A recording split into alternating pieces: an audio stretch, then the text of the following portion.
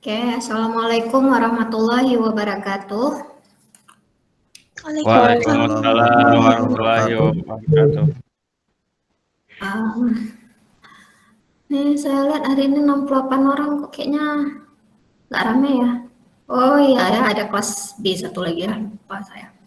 Oke, sebelum kita mulai kuliah online kita pada hari ini, saya akan menjelaskan tugas 1. Jadi tugas 1 sudah saya buka di e-learning, nanti bisa dilihat link untuk tugas satunya, bisa dilihat sendiri file PDF-nya apa. Nah, lebih kurang seperti ini dia filenya. Jadi tugas 1 ini terkait dengan membuat kode program dengan menggunakan BlueJ. Nah, jadi kode programnya itu berkaitan dengan permainan ini. Jadi nanti kalian buat programnya. Nah, sesudah program tersebut selesai dikerjakan, ya. Jadi buat rekaman video pendek dengan durasi kurang dari 10 menit, ya. Kurang dari 10 menit, kalau bisa 5 menit aja udah cukup.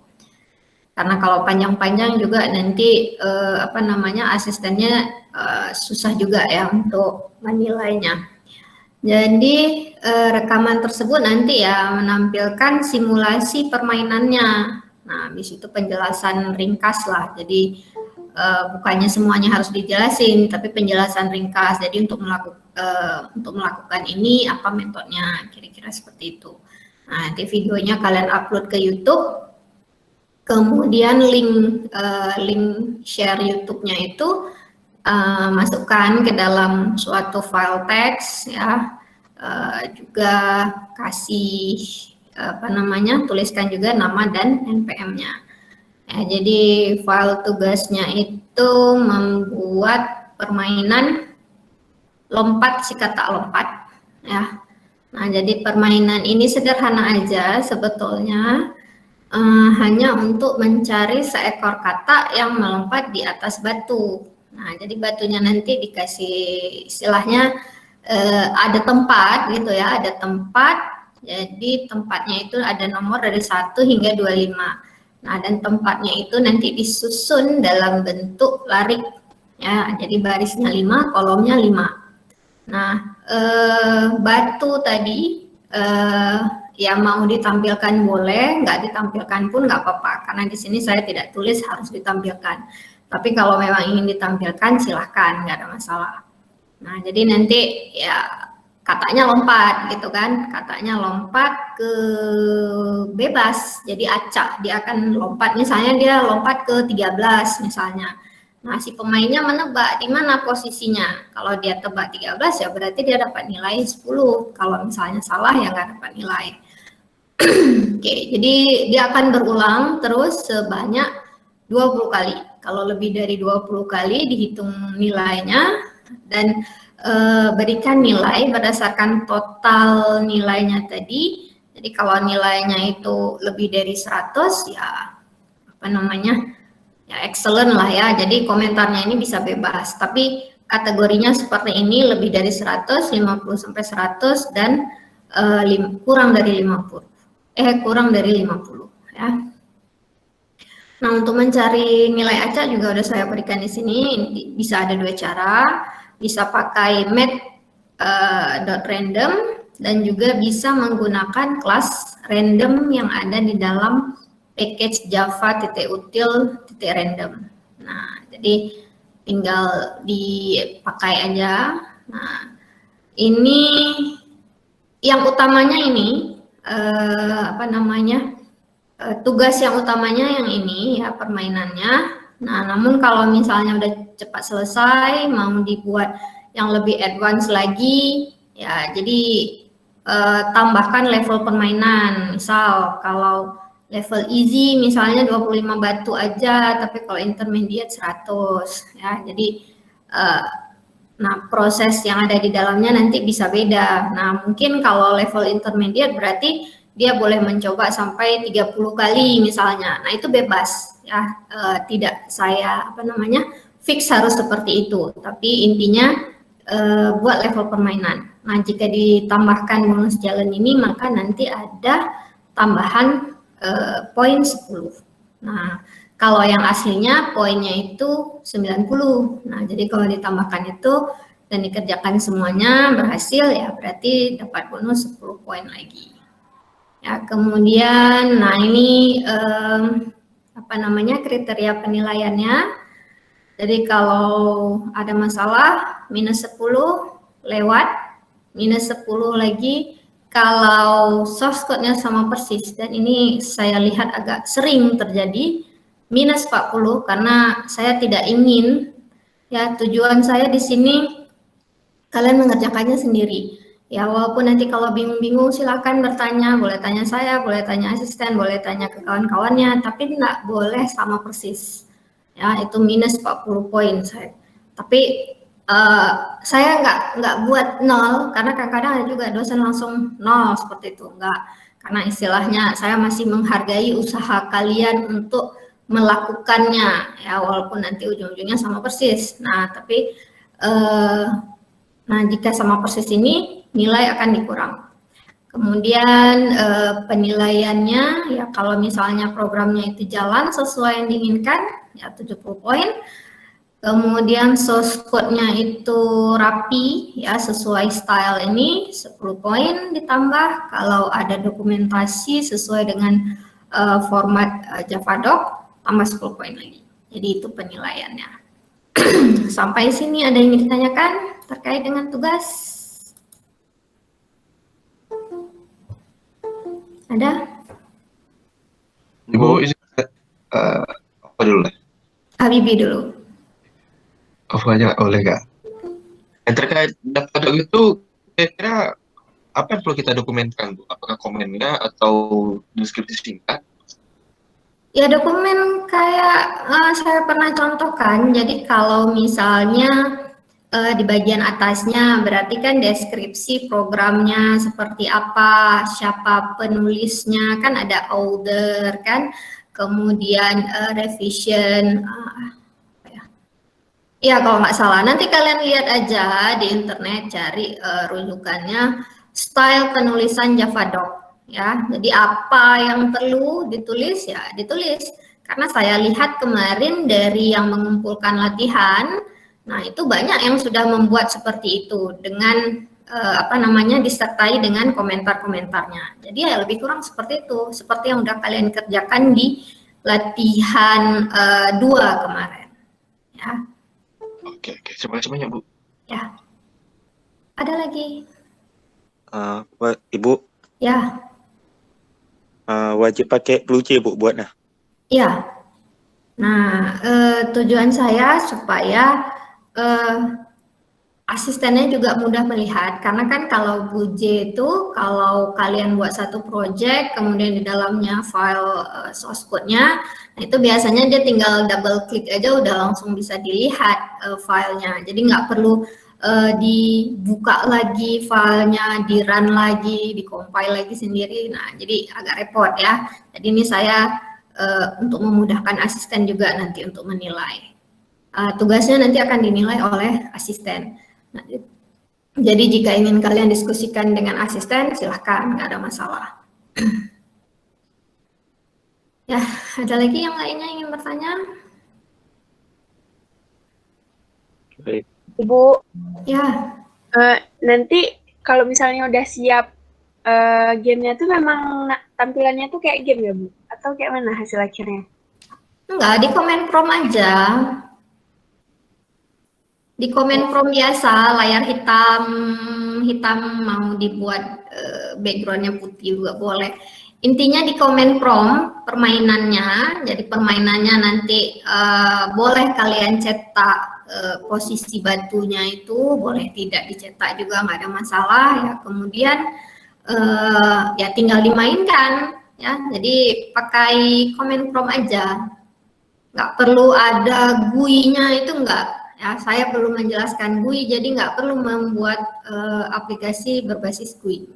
Kemungkinan besar itu nanti di akhir nanti projectnya. Tapi untuk sekarang hanya menggunakan comment prompt saja.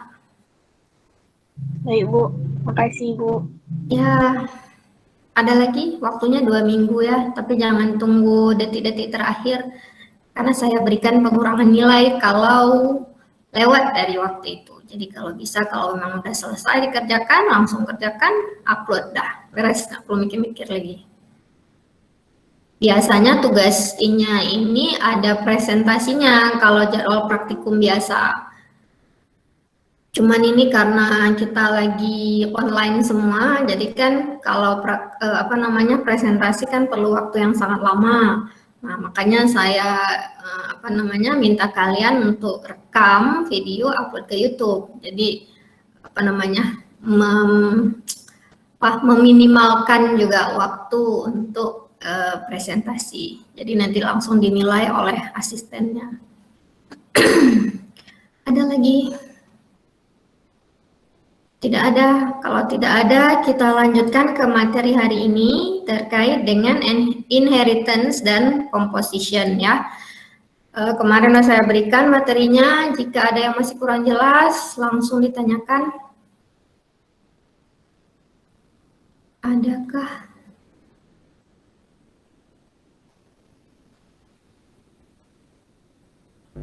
Bu, saya mau tanya Bu. Ya, saya tanya. Di materi komposit kan ada yang dalam metode konstruktor yang composite yang di bawahnya tuh ada dibuat lingkaran sama dengan new circle tuh Bu, yang di kelas Ini? ya tuh Bu, yang di metode konstruktornya kan ada public cylinder, itu dalamnya tuh lingkaran sama dengan new circle. Sedangkan waktu kita biasa buat objek kan kita buatnya misalnya untuk kasus ini circle lingkaran sama dengan new circle dan gitu Bu. Sedangkan ini cuma lingkaran sama dengan new circle. Biasa kita ada pakai nama kelasnya lagi sebelum lingkaran tuh, sebelum kata-kata lingkaran tuh kita ada pakai nama kelas yang mau kita buat sebagai objek. Sedangkan ini nggak ada Bu. Ya. Oke, ini sebetulnya nama kelasnya kan udah ada di sini nih. Ya kan? Jadi lingkaran ini adalah objek dari kelas circle dan dia adalah sebagai atribut atau instan variabel dari kelas silinder. Nah, jadi composition ini kan dia menggunakan kelas yang telah ada. Ya, mana triple? Ini dia. Jadi objek oriented ini ya memang tujuan utamanya itu supaya kita nggak perlu nulis dari awal. Nah, kalau ada orang lain yang udah pernah buat, nah kenapa nggak kita gunakan aja? Nah, jadi maknanya ya menggunakan kembali atau reuse yang orang lain pernah kerjakan itu bisa kita lakukan dengan dua cara di object oriented programming ya, bisa secara composition ataupun inheritance. Nah, composition ini maknanya kita buat yang baru ya, kelas yang baru itu menggunakan yang udah ada sebelumnya, kelas yang udah ada sebelumnya. Sedangkan kalau inheritance itu kita modif kelas yang udah ada berdasarkan modifikasinya ya sesuai dengan yang kita inginkan. Nah, jadi di sini terkait dengan soalnya tadi itu adalah composition ya contohnya. Nah, anggaplah awal mula sekali kita membuat kita membuat kelas circle. Jadi ini duluan. Nah, kelas circle udah kita buat. Ya, anggaplah kan kalian udah mengerjakannya kan di latihan 2 kan? Ya, latihan 2 itu membuat kelas circle. Nah, jadi kelas circle ini udah ada. Nah, udah ada. Kemudian kalian ingin membuat silinder. Nah, silinder itu kan bahasa Indonesianya tabung ya. Ya betul kan tabung? Ya Bu, tabung. Kan? Nah, kan yang namanya tabung itu kita bayangkan kayak kaleng, misalnya kaleng susu, kaleng buah atau apapun itu. Nah, yang maknanya tabung itu kan kira-kira seperti ini. Jadi dia ada di atasnya itu lingkaran, kan? Kemudian kan di bawahnya ada lingkaran lagi, ya. Kemudian kan ada kok nggak lurus. kemudian ada apa nih istilahnya, selimutnya lah kan, ada tingginya kan. Nah, jadi maknanya suatu silinder ya, suatu tabung itu terdiri dari dua lingkaran. Ini lingkaran yang pertama, ini yang kedua, dua lingkaran, kemudian ditambah tinggi. Nah, jadi ada dua lingkaran, kemudian kedua lingkaran tadi itu kita naikkan salah satunya sehingga ada tingginya. Nah, itu makna daripada konsep dari kelas tabung ini. Jadi ada tambahan tinggi di sini. Ya, height-nya, tingginya.